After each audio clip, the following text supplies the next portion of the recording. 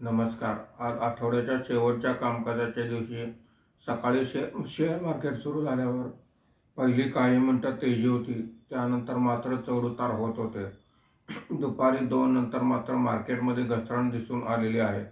आज market संपताना Sensex हा 330 पॉईंटने घसरून 76,191 वर बंद झालेला आहे.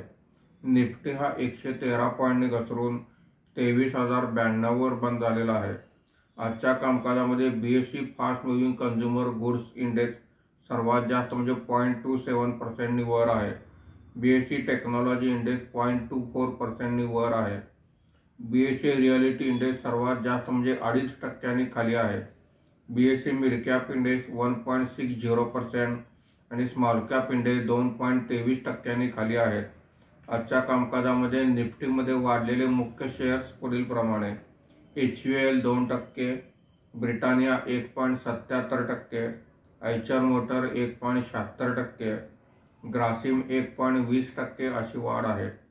आज निफ्टीमध्ये घसरलेले मुख्य शेअर्स पुढील प्रमाणे: doctor Reddy's lab 5.04%, Trent 4.24%, Mahindra and Mahindra 2.95%, Adani enterprises 2.93% अशी घसरण आहे. आज JSW स्टील सहित काही कंपन्यांचे क्वार्टरली रिझल्ट आलेले आहेत. आजपासून 1 फेब्रुवारीला सादर होणाऱ्या अर्थसंकल्पाची छपाई सुरू झालेली आहे. यासाठी हलवा कार्यक्रम हा अर्थ मंत्रालयात पार पडलेला आहे. FIIने 2758 कोटी रुपयांची विक्री केलेली आहे. देशी वित्तीय संस्थांनी 2402 कोटी रुपयांची खरेदी केलेली आहे.